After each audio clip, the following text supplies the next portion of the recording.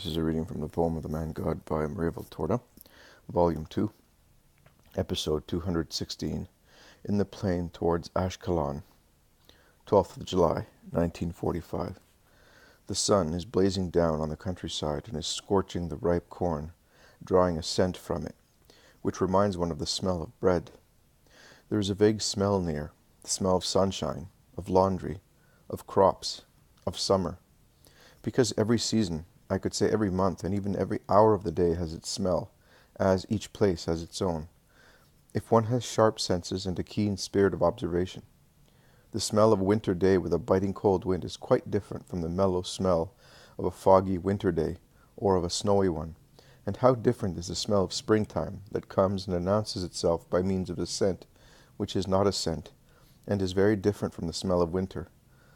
One gets up in the morning and the air has a different smell, the first breath of springtime, and so forth, for the smell of orchards and blossom, of gardens, of corn, down to the warm smell of vintage, and then, as an intermezzo, the smell of earth after a storm.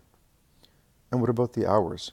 It would be foolish to say that the smell of dawn is like that of noon, or that the latter is like that of the evening or night. The first is fresh and virginal, the second is pleasant and jolly, the third is tired and saturated with all the smells exhaled by everything during the day. The last one, the night one, is calm and cozy, as if the earth were a huge cradle, taking in its little ones to rest. And what about places? Oh, the smell of a seashore is so different at dawn and in the evening, at noon and at night, when the sea is stormy or calm, if the beach is pebbly or sandy, and the smell of seaweed which appears after tides, and the sea seems to have opened its bowels to let us breathe the stench of its depths. That smell is so different from that of inland plains, which differs from that of the hilly places, which is different from the smell of high mountains.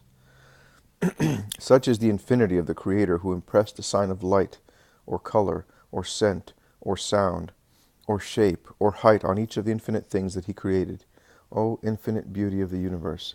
I now only see you through the visions and the remembrance of what I saw, loving God and praying Him through His works, and the joy I felt watching them. How vast, mighty, inexhaustible, and ever fresh you are. You are never tired, and never tire anyone. Nay, man is renewed watching you, O universe of my Lord. He becomes better and purer. He is elevated and he forgets. Oh, I wish I could always contemplate you and forget the inferior part of men, loving them in and for their souls, and leading them to God. And so, following Jesus, who is going with his apostles across this plain full of crops, I digress once again, allowing myself to be carried away by the joy of speaking of my God through his magnificent works. That is love too, because one praises what one loves in a person, or simply praises the person one loves. The same applies to creature and creator. Who loves him praises him, and the more one loves him, the more one praises for himself and for his works. But I will now order my heart to be silent, and I will follow Jesus, not as a worshipper, but as a faithful chronicler. Jesus is walking through the fields. It is a hot day. The place is a desert. There is not a soul in the fields. There are only ripe ears of corn, and a few trees here and there. The place is desert. There is not a soul in the fields. There are only ripe ears of corn, and a few trees here and there. Sunshine, corn, birds, lizards, green tufts of grass, which is still in the calm of the air, are the only things to be seen around Jesus. On one side of the main road, along which Jesus is walking, a dusty, dazzling ribbon between the fields undulating with corn, there is a little village. On the other side, a farm, nothing else. Everybody is hot and proceeds in silence. They have taken off their mantles, but as they are wearing woolen tunics, however light they may be, they suffer the heat just the same. Only Jesus, his two cousins, and the Iscariot are wearing linen or hempen clothes. Jesus and the Iscariot's garments are of white linen, whereas those of Alphaeus' sons look thicker and heavier than linen, and they are also dyed in a darker ivory shade, exactly the shade of unbleached hemp. The others are wearing their usual robes, and are drying their perspiration with the linen cloth which covers their heads. They reach a thicket of trees at a crossroads. They stop in the healthy shade, and drink avidly out of their flasks. It is as warm as if it had been on fire, grumbles Peter. I wish there was a little stream here, but there's absolutely nothing, sighs Bartholomew. I will have none left before long. I think I would say that it is better to walk on the mountains, moans James of Zebedee, who is flushed with heat. A boat is the best of all. It is cool, restful, clean. Ah, Peter's heart flies back to his lake and his boat. You are right, but there are sinners on the mountains as well as on the plains. If they had not driven us away from the clear water, and had not persecuted us so closely, I would have come here between Tebeth and Shebat. But we shall soon be on the seaside. The air is cool there by the open sea wind, says Jesus, comforting them. We need it. We are like dying pikes here. But how can the corn be so beautiful when there is no water? Asks Peter. There is underground moisture, which keeps the soil damp, explains Jesus. It would be better if it was above ground instead of under. What am I going to do with it if it is down there? I have no roots, says Peter impulsively, and they all laugh. Judas Thaddeus becomes serious and says, the soil is as selfish as some souls, and it is equally arid. If they had allowed us to stop in that village and spend the Sabbath there, we would have enjoyed shade, water, and rest, but they drove us away. And we would have had food as well. Now we have not even that, and I'm hungry. I wish there was some fruit. The fruit trees are all close to the houses, and who is going to pick it? If the people here are in the same mood as those over there, says Thomas, pointing at the village they left behind to the east. Take my portion of food. I'm not very hungry, says the Zealot. You may also take mine, says Jesus. Those who feel more hungry should eat. But when the food portions of Jesus, of the Zealot, and of Nathanael are put together, they look very scanty, as one can tell from the dismayed looks of Thomas and the younger ones, but they nibble silently at their tiny portions. The patient Zealot goes towards a spot where a row of green plants on the parched soil suggests the presence of moisture. There is, in fact, a trickle of water in the bottom of a ditch, just a trickle, which is bound to disappear before long. He shouts to his distant companions to come and refresh themselves, and they all rush there, and, following the intermittent shade of a row of plants on the bank of the half-dry brook, they are able to refresh their dusty feet and wash their perspired faces. But first of all, they fill their empty flasks and leave them in the water, in the shade, to keep them cool. They sit down at the foot of a tree, and being tired, they doze off. Jesus looks at them lovingly and sympathetically, and shakes his head. The Zealot, who has gone to drink once again, notices his gesture and asks him, "What is the matter, Master?"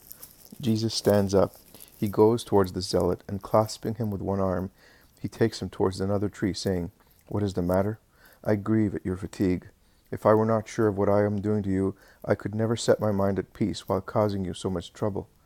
Trouble? No, Master, it is a joy to us. Everything vanishes following you. We are all happy, believe me. There is no regret. There is no... Be quiet, Simon. Humanity remonstrates also in good people, and from a human point of view, you are not wrong in remonstrating. I have taken you away from your homes, from your families, from your business, and you came thinking that it was going to be quite different to follow me. But your present remonstration, your internal protest, will calm down one day, and you will then realize that it was good to go through fog and mud, through dust and dog days, persecuted, thirsty, without food, following a persecuted, hated, slandered master, and worse still. Everything will seem beautiful to you then, because your minds will be different, and you will see everything in a different light, and you will bless me for leading you along my difficult way. You are sad, Master, and the world justifies your sadness, but we are not part of it. We are no part of it. We are all happy.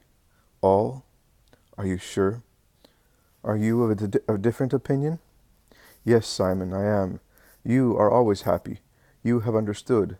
Many others have not. See those who are sleeping? Do you know how many thoughts they are turning over in their minds also while sleeping? And all those among the disciples, do you think they will be faithful until everything is accomplished? Look, let us play this old game that you certainly played when a boy, and Jesus picks a round, fully ripe dandelion growing among the stones. He raises it gently to his mouth, blows, and the dandelion dissolves into tiny umbrellas which wander in the air with their little tufts on top of the tiny handles. See? Look, How many have fallen on my lap as if they were in love with me? Count them. They are 23. There were at least 3 times as many. And the others? Look, some are still wandering. Some have fallen because of their weight. Some, which are proud of their silvery plume, are haughtily rising higher. Some are falling into the mud that we made with our flasks. Only, look, of the 23 that were on my lap, 7 more have gone. That hornet flying by was enough to blow them away. What were they afraid of? Or by what were they allured? Were they afraid of its sting? Or were they allured by its beautiful black and gold hues? Or by its graceful appearance, its iridescent wings? They have gone, following a deceitful beauty. Simon, the same will happen to my disciples. Some will go because of their restlessness, some because of their inconstancy, their pride, their dullness, their frivolity, their lust for filth, some for fear, some because of their foolishness. Do you think that in the crucial hour of my mission I shall have beside me all those who now say to me, I will come with you? The tiny tufts of the dandelion which my father created were more than 70, and now there are only 7 left on my lap, because some more have been blown away by this puff of wind that has caused the thinner stems to flutter away. It will be like that, and I am thinking of how much you have to struggle to be loyal to me. Come, Simon, let us go and look at those dragonflies dancing over the water, unless you prefer to have a rest. No, Master, your words have grieved me, but I hope that the cured leper, the persecuted man whom you have rehabilitated, the solitary whom you have gifted with company, the nostalgic man longing for love to whom you have opened heaven and the world, may find and give love. I hope that that man will not abandon you, Master. What do you think of Judas? Last year you wept with me because of him. Then, I do not know. Master, never mind those 2 dragonflies. Look at me. Listen to me. I would not say this to anybody. I would not tell my companions, my friends, but I will tell you. I am not successful in loving Judas. I must admit it. He rejects my desire to love him. He does not hold me in contempt. On the contrary, he is even too courtly with the old zealot, who he realizes is more skillful than the others in knowing men. But it is the way he behaves. Do you think he is sincere? Tell me. Jesus is silent for a few moments, as if he were enchanted by the 2 dragonflies that, resting on the surface of the water, form a tiny rainbow with their iridescent elytra, a precious rainbow, as it attracts a curious midge, which is swallowed by one of the voracious insects, which in turn is immediately snatched and devoured together with the midge by a toad or frog lying in wait.